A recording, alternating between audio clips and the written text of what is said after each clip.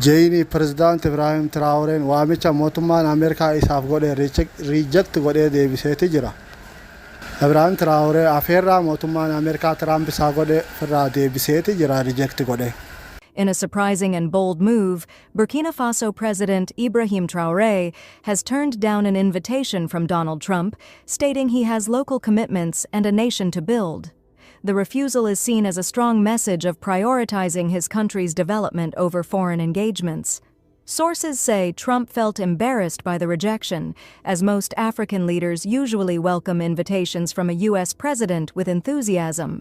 Mootummoota biraa ni afeeran kara biyya ofitti. Warreen afeerames afeerri kabajaniiti ni dhaqan kara biyya afeeramanitti. Dhaqaniitillee wal mari'atan waa'ee marii biyya bulchiinsa sirna isaanii keessatti. Keessaafuu White Houseitti namni yaamame kabajaadhaan dhaquun waan beekame namni mootummoonni hundinuu mootummoota biyya biraa keessatti illee heddumminaan akka isaan yaaman mootummaan Ameerikaa afeerraa isaanii godhu waan yaadamu namuutu ni fada mootummootan biraatillee. Kan barana inni Traoreedhaaf godhe kana waamichi kun immoo waan itti qaanfatee fakkaata mucaa kanatti.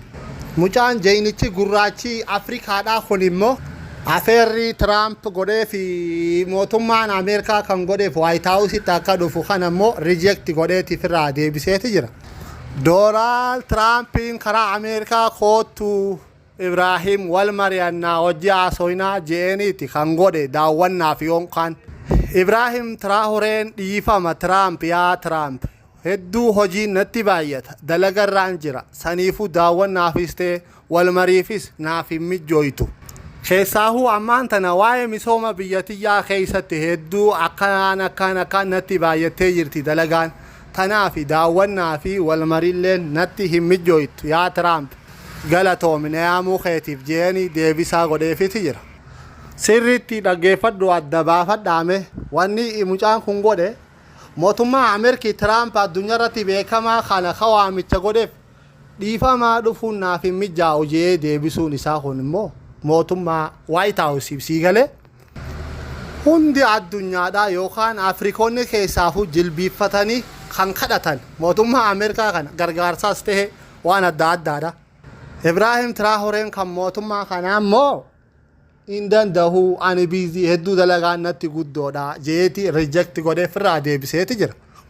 Trump bulchiinsa mootummaa Ameerikaatii fi kan addunyaa ta'uun isaa ofitti amanamummaa onnee guutuudhaan hin dhufuun naaf hin mijjaa'u jee kan dura deebisaa tokkoffaa kanneef jechuu akka ammarraa kaasee bara durirraa President Trumpiidhaaf deebisaa namni kan mootummaa Ameerikaadhaatiifuu Afrikaa gurraacha mucaa kana Trumpiidhaaf deebisaa laateeti jira. Deebisaa akkana taarikhni yookiin seenaan takkattillee tangalmoyte hin jirtu. Keessaafuu biyyoottan Afrikaa kana keessatti mootummootan jiran hundinuu 54 meeqan sunu waan akkanaa gootee hin beeytu. Traoré flatly refused to respond to Trump's call. As you may know, Trump recently issued a warning to African countries. Soon, they will no longer be able to obtain visas to enter the United States. To enforce his decision, he summoned all African heads of state for negotiations. But Captain Ibrahim Traoré did not budge. Why? Because he believes his country is at war and that instead of helping, some foreign powers are financing terrorism. For him, as long as his people are suffering, he has no time for such summons. Captain Ibrahim Traoré is in conflict with Donald Trump, and what has happened is extremely serious. You absolutely need to be aware of the situation. Let me explain quickly, so stay focused. Donald Trump has strictly decided to ban the issuance of visas to Burkina citizens wishing to travel to the United States. Traoré.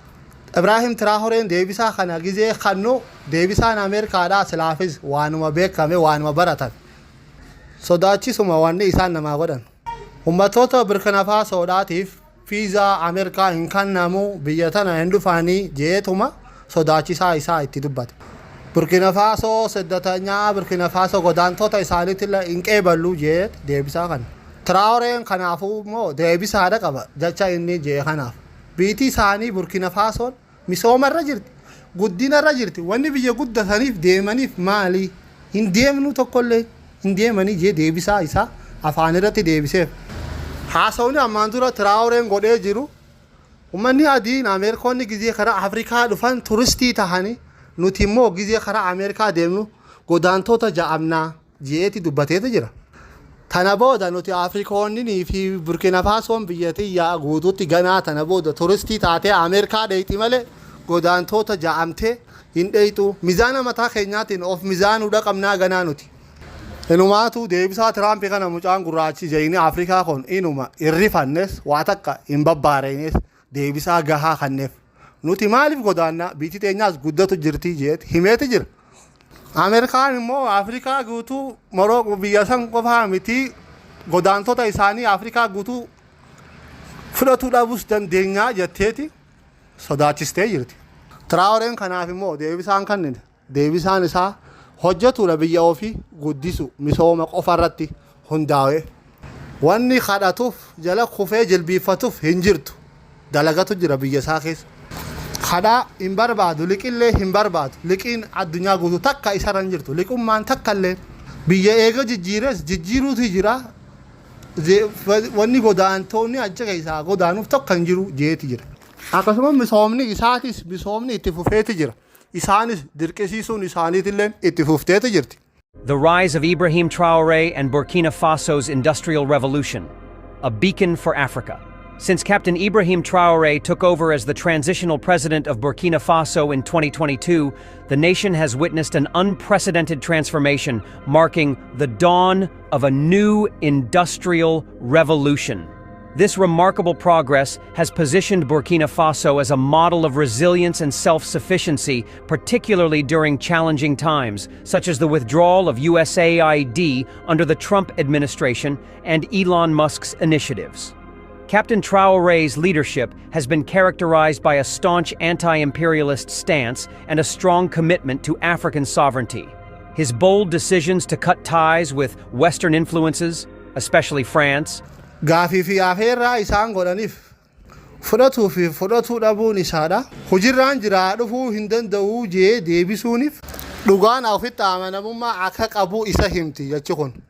Traoreen uummanni nyaataan akka of danda'uu fi hirkattummaa biyyootan alaa jalaa akka bahu hojiirra jira. Itti fufinsaanis akka waa hunda misoomni guutamuuf hojiirra jira. Amata lama keessatti dalagaa dila kana dalagee biyyootan gurguddatan keessatti maqaa isaanii maqaa biyya isaanii galmeesseeti jira. Kun afeerraa Ameerikaan isaa godhee waraqaatti erge waraqaa san fuudheeti bakka qushaashatti darbamuun isaa ammoo deebi'ee afeerraa Tiraamp godheef san riijekti godhuun immoo waan biraa dubbii biraa duubaa itti haadhuu eegalte mootummaan Ameerikaadha. Mootummaa Ameerikaatiif kabajaan qabu kun ja'aniiti maraataniiti jiran. Traoreen waan feetan jaa garuu dalagaati yadhiisee dhufee isin daawwatuuf fi haasoo isin hojii godhu yeroon qabu jeenitti deebisaa kanneef jira. Ameerikalleen itti fuftee waa'ee isii duraanuu kan beekamuumi. Akkamitti mootummaa Ameerikaatiin affeeramtee hin dhufu jetta. Jecha kanaatu beeka isaan biratti hin beekamini. Yaamicha malee warreen kajeelu jiraami. Baabaan keenyaas dhiyoon tana barniin dhaqajeeti yaamicha gooneef malee. Hogosani Ameerikaan akkana jetteen. Are you serious? Yes, I am serious. Jee deebiseef. Hin dhuftu. Hin dhufu. Hay akkamitti akkami naan jetta koottoo akkamiin naan jetta. Akka beekamutti biyya tiyya tana dalagaa irraa hin jiraan guddisuudhaaf misooma irra jira. Misooma kana karaa dhiisee dhufuudhaaf yeroo hin qabu. Mee akkamiin na yaamtaa sa'aatiin qabaayi. Warra mana hin qabneef mana jaaru jira. Misooma guddisuudhaaf waan hin bitee jiru jira maashinoota adda addaa. San hunda fuudheetiin gabareedhaa kanneen akka qonniti gaariin qotamtee oomishni guddaan galuun godhu jira irra deemee karaa dhukkeedhaan uummata kiyya ija ballee isa kana hundaan ispaaltii godhee ispaaltii deebisu jira. Achumarratti ammallee hadiida karaa baaburaa ammayyaa waan jaaru jira karaa kana dalagu jira. Warshaa yookiin faafrikaa paastaa fi mokoroonii oomishuun hahaaree biyya alaatti galchee dhaabutti jira. Warshaa faafrikaa timaantii daakee urreessu bakka biyyaaf addunyaaf dhaleessuun dhaabu jira. Faayidaa qabaatuuf dhabuun isaa uummata bira ga'ee fi gahuu dhabuun isaa guyyarraan jala deemee hordoffii irra gaggeessu jira. Ammallee haaree faafrikaa warqii oomishuun dhaabutti jira. Harka kiyyaa'uu najiidha harkinuu najiidha. Faafrikaan sunuu kun amma hojiitti galee guyyatti kiiloo 4,000 oomishu jira warqii. Sanumaa sa'aatitti dhaqeetiin daawwatuudhaan qaba. Faafrikaa warqiidhaa san hojjettoota achi keessa dalagu kana hunda jajjabeessuudhaan qaba. Faafrikaa warqii kanaaf muka tahaan hunda misoomaan isa keessa dadhaabu jira. Tajaajila adda addaatiin godhuuf jira faafrikaa kanaaf. Kanumarratti haadhotiin dahanii fi warreen garaa qaban hundinuu wallaansa bilisaa akka argataniin biyya keessa tajaajiluu akka kennamuufiin hordofutti jira. Hospitaala haaree jaareetiin eebisuudhaaf dhaloo kana kun qophiirraan jira. Yuunivarsiitiillee jaareetiin fixee jira. Meeshaa adda addaa kan yuunivarsiitiidhaa barbaachiftuun itti guuru jira. Hojjettoota Afrikaa fi waa hunda kana keessa jiru hunda irra naanna'eetiin jabaadhaa aizoo abshir jeeni abdii kennuufiin qaba. Maal kana qofa hojii kun dila kanaan irratti dhaabbatee jira. Mee haala kamiin na yaamtaati biyya teetitti. Ammayyaawaa eerpoortii dirree xayyaaraa ammayyooytullee dhaabeetiin jira sanillee daawwatuudhaan qaba.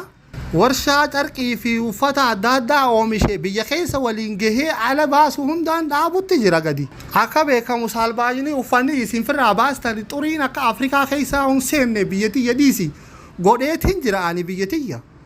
Saniifuu Afrikaa dhaabbannee uffata oomisha keenyaan oomishan harka keenyaan oomishanne akka uffannu dirqama qabna.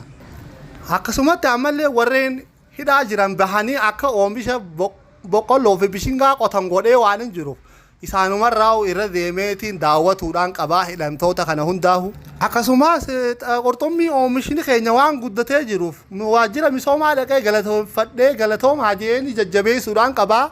Ammayyaawaa awutoomoobili kan jedhamus akka nama hordofu qabu barbaachisaadha. San hundaan hordofa'anii kophaatiyya. Saniifuu dhiifama naa godha kabajamoo muummicha ministeera White House Ameerikaadhaa Trump dhufuun natti mijaa'u kana deebisaan kiyyaa jeeti jira. Kuna kan dula kana haasa'e immoo Ibrahim Traoreedha. Afeerraa mootummaan Ameerikaa isaa godhe sanii jecha. Anachi dhufuu dhiisii odoo silaate Ameerikaa dhuftee asitti biyyatiyya keessatti buuteehu airpoortii dhufee airpoortii fuudhee biiroo dhiyeesse geessee si hojii haasa'u yeroo hin qabu. Mee akkamitti koonnaan jettaa biyya sanitti biyyeenyutti hin dhiisaa. Dila kana hunda ta'egaa deebisaan Ibrahim Traoreen mootummaa Ameerikaatiif Doonaald Tiraampiidhaaf deebisaa kanneen. Akkasuma nageenya kiyya lubbuu sodaa lubbuutiin sodaa qabaa jeen ammallee. Miliyoona 70 kan qopheessitan ajjecha Ibrahim Traoreetiif san hunda qubaan qabaa jeeni madaa tuttuqee boo. Yaalli san hunda isin harkattiin kashafsisuu qabaa. Akkamittiin dhufaa biyya teenya odoo nageenyi nu jidduu jiraatee ani kun dalagaadhaan biiziidha garuu isin waan akkanaa kana hunda narra yaaddanii jirtanii gama lafa jalaatiin. Ani wanni niin aangoo qabadheef biyyatiyya karadhee kadhaadhaan jiraachisee kadhaan nyaachisuu miti addunyaarra deddeeme. Wanni niin aangoo biyyatiyyaa qabadheef akka uummanni kiyya dalagee jireenyaa fi waa hunda isaanii of danda'anii ofirraa jijjiiranii jiraataniin barbaada. Kana ani wanni aangoo qabadheef sammuu uummata kiyyaatii fi biyya lafee tiyyaa kana fayyadameetiin uummata kiyya walitti miggaaree dhabaa fi rakkina jalaa baasee nageenya isaanii amansiisaa ka ta'e harkatti gonfachiisuun qabaa. Sanii fi wanni Ameerikaa yookiin White House dhufuuf kadhataadhaa miti an kadhatuudhaaf hin dhufuu. Saniifuu hin dhufuu Tiraamp kabajamoo. Kana hunda jee kun hundi hin gahuuf yoo kaja'u taate biiziidhaa jeeti riijekti godhee ergaa kara White House ergannoo deebise achoo ofirraa Tiraampitti achoo. Waraqaa isaan erganiif gama qushaashaa darbee tabiraa dila kana barreessee achi ergeef Ibrahim Traoreen gama Tiraampi. Akka miidiyaan Afrikaadhaa weeb kaja'amu tokko barreessee gabaasetti afeerraa Tiraamp Ibrahim Traoree godhe kana Ibrahim Traoreen kuffisuun riijekti godhuun isaa Pirezidaant kabajamoon Tiraamp amanuu dadhabee silkiidhaan daarektii silkii gurratti dawwalee fi Tiraamp karaa Ibrahim Traaoreedha. Dhuguma keetii ba'u dila kana wanti ati biizisii godhe ni jira jechuudhaaf jecha. Irra deebi'ee dawwaleef irratti cufan. Ammallee Tiraamp irra deebi'ee dawwaleef irra cufe.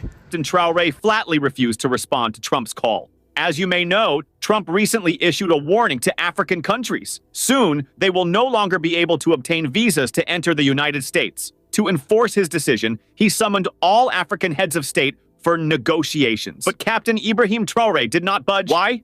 Because he believes his country is at war and that instead of helping, some foreign powers are financing terrorism. For him, as long as his people are suffering, he has no time for such summons. Captain Ibrahim Traore is in conflict with Donald Trump, and what has happened is extremely serious. You absolutely need to be aware of the situation. Let me explain quickly, so stay focused. Donald Trump has strictly decided to ban the issuance of visas to Burkina Faso citizens wishing to travel to the United States. Akka mizaanatti mizaana irra yoo keessa Ibrahim Traore khadaadhaaf Ameerikaa daawwatuu dhiisi. Biyya isaa keessattuu antanaa fi tanaan dalagajee of faarsee of tuulummaa of ol qabu yeroo ittiin qabu. Yeroo miidiyaa taa'ee tana nu sinii godheetiin jira jee ummata faraduu jechuu Ibrahim Traore. Traoreen halkanii guyyaa dalagaati daleessisaa harkaanis hojjetaa biyya isaa Burkina Faso misooma guddaa keessatti ol galcheeti jira. Saniifu waa takka yeroo tirfii yeroo lafatti haftee fi irraa daawwatu deemee irraa bashannanu irraa afeeramu hin qabu Traoreen. Traoreen yeroo isaa haga itti dhabe yoo laalte amata lamaan kana keessatti wanni inni hojjete biizii ta'uu isaatu isa himti. Haga ama sadiin geenya amata lamaaf cinaa keessatti waan guddaa hojii guddoota na biyya isaatti hojjete biizii ta'uun isaa dhuguma isaati. Dhugumatti deebisaa Ibrahim Traoreen deebiseef ani biiziidhaa dhufuu hin danda'u jee mootummaa Trump mootummaa White House yeroo isaan USD cufanii ka nyaataan of dandeehanii nyaataan of dandeenye jirraa isin yeroo nuti deebisaa sana isinii kan nuti isinis USD cuftanii gargaarsa addunyaadhaaf midhaan gargaar. Mee kanaa isin cuftanii lubbuu qoqqoo namaati mee maalii wanni irraa wajji haasoyin. Ibrahim Traoreen hirkattummaa mootummoota kamii jalaahu bahuudhaaf wanta kana kan hojjete misooma isaa guddisaa biyya akka ajaa'ibsiifatutti addunyaan guddisuu keessatti kan argamu Ibrahim Traoreen. Afrikallee ol fuudhaa ol kakaasaa kan jiru Afrikumaahu maqaa Afrikaatu tolchaa kan jiru jechuudha deebi'ee. Zabana keenya yeroo ammaan tanaa kana keessatti mootummaa akkanaa kana argatuun biitti sun waan gaariidha. Mootummoota ammaan dura dabran hundinuu hirkattummaadhaan isaan jiraachaa turan haje midhaaniin beelaan odoo of hin dandahinitti. Inni beela ummata isaa keessaa baasuudhaaf tanaaf yeroon qabu dhugaadha yeroon qabu Ibrahim Traoreen. Yeroo warra dhihaa kana beeta mangistii isaanii yookiin mana bulchiinsota mootummaa isaanii irra deemee daawwatu dhiisi yeroo ofiifuu gattaa'ee nyaata nyaatu maatii isaa keessatti ofiifuu yeroon qabu ofiif of kennuudhaafu maatii isaatiifis eenyu tahee abbaa fadhateefu yeroo akka dhabe kanimee jiru jechuu inni. Kanaaf namtichi kun gurraachi Afrikaa jeeyini mootummaan jaarraa 21ffaa kana keessa as bahe Ibrahim Traoreen. Mootummaa akkana agarreen beeynu nuti warra Afrikaatiif qomaata qumni birkiidhaa jaambar nutti bar akka biraati bar silaa rabbiin nuufillee akkanaa nu kanne. Ibrahim Traoree bara Afrikoonni mootummoonni Afrikaa kana keessa jiran warreen kadhattoonni kadhaan ijji goggoyde hundinuu bar isa kanan fadhani. Biyya isaa guddisuudhaan kan beekamu Ibrahim Traoreen dardara humna qabeessa sammuun balloodha. Nama qaamaan xiqqaa ka sammuun isaa guddoodha jechuudha namni kun. Yeroo dhihoo keessatti ummata isaa dhabaa fi beela keessaa kan baase inni kun nama jabaa kan qawwiyyi kajaa'amee beekamu. Nama jeeyina akkanaa kana addunyaan guutuun ka harka dhoyteef garuu Afrikoonni irra hedduun isaanii hin jaalanne warreen kadhaa bara jechuu gandarra deeme.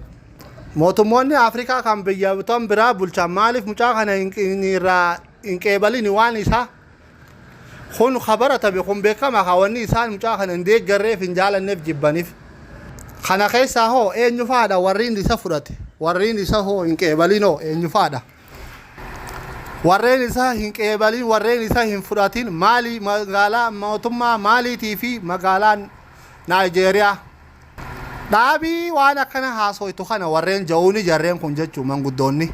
Biyyoota maaliif Naayijeeriyaan immoo tokkummaa isaanirraa karaa faca'insa isaanitti dhufaati jiran isaanan warreen Traoree jibban kun. Naayijeeriyaa yookiin Niijerii fi Burkina Faasoon immoo tokkummaa tahanii faca'insarraa karaa tokkummatti wali qabamanii biyyootiin lama Afrikaa keessa jirtu ta maallaqa tokko walitti illee fayyadamaa jiran waliin jechuu walii galanii. Traoree cinaa dhaabbatanii jarrum isaa hojii walii gale maallaqa tokko walii fayyadaman kun immoo firmaa walii godhanii tokkummaan jabaatanii biyyoottan isaanii guddisuu irratti kan gad dhaabbatan isaannan kun. Akkamiin maallaqa tokko walii fayyadaman jechuun immoo viidiyoo itti aanutti isiniif hin dhaleessa dhaggeeffattoota kiyya. Mee dhaggeeffattoota kiyya waa'ee Ibrahim Traoree qaamgaammaa haasofne keessa maaltu isinitti dhaga'ama? Mee yaada keessan komantii irratti naa barreessaa.